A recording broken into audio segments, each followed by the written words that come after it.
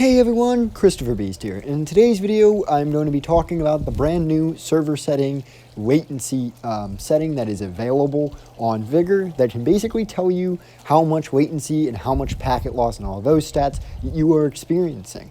Really what this setting means, what trends I've personally noticed, and just general info about that. So I hope you guys enjoy and let's get right into this.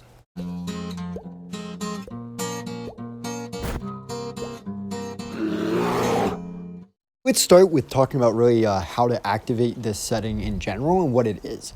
If you go over to settings in the general settings and you go down to advanced settings, there is a setting to enable really server stats and latency stats. This, I don't have the footage of me doing this because I'm currently not able to get on the Xbox, but I'm sure you guys will see the setting. This setting will, generally speaking, tell you a latency number. These are numbers that you want to be lower. Lower is better. And a packet loss setting. This is telling you how much of your inputs are really being lost throughout the process here. And then how much is not making and not really translating over to the server. So you want that also to be low. Then there's also the in and out, which is just going to tell you, generally speaking, how your game is running. So with understanding of those stats, we can begin to make some conclusions. First, we can use these numbers to, generally speaking, tell if we are on our host server. If you don't know in Vigor, the game will, generally speaking, try and put you on the server that is closest to you, whether this be your American East Coast, British, or whatever server it is that is your native server.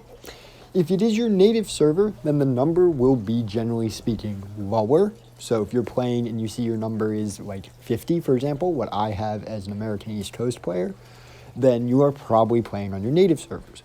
However, if you get later into the night, your native servers may not exactly have enough players to sustain them, making you have to go to other servers to continue playing. For example, as an American East Coast player, if I am not on East Coast servers, I will see 80, and my number will jump from the low 50 to a much higher 80, generally speaking. With that in mind, you can use this tool as a very simple way to tell what server you're on. And also with all of the things like packet loss and the number and all of that, you can also use it as a general test of not just your internet, but your connection. So if you're playing Vigor and you're shooting someone and then it jumps up to 200 ms, you're lagging and you're not really going to hit those shots.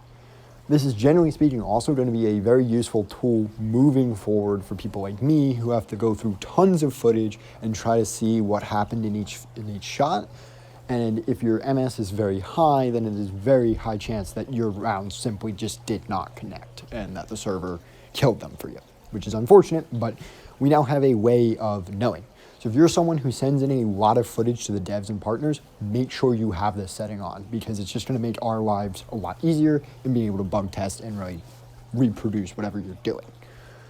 With all of this in mind, really this is a very good faith addition for the devs because it really lets us as a community understand a bit more on what's going on server side, but also really understand really just how strong and how weak the servers are. On the notion of how strong and how weak the servers are, I have an intention of figuring out the average server strength of all of the different servers, but to do this, I need people's data. So if you are a Vigor player, period, and you are in the VSL Discord, please message me with your average server latency, maybe your on-server and off-server latency, if you can figure that number out. If you can't, no big deal, just send me your average. And generally speaking, I need those numbers to be able to make broader conclusions about the servers as a whole. One last thing I wanted to bring up before I closed out here is shootout, elim, and regular. A strange thing occurred when I was running data in shootout, elim, and regular servers had the same average server strength, meaning either 50 or 80, depending on if I was in East Coast or not on East Coast. This defies all expectations of what I thought on how these servers were. I thought they had much weaker servers. Apparently not. But I would like to raise a point here of what I did notice though. Shootout and elim, when they lagged, hit much higher MS values than anything on a regular server. Like over 100 and even higher when it would spike. So generally speaking, these are more unstable modes, but they're generally speaking having the same performance as your average servers. Sorry if this video is a little bit out of control. I'm not at home currently, so we're seeing if we can produce a video on the fly. I hope you guys enjoyed it nevertheless, and I hope to see you all next time.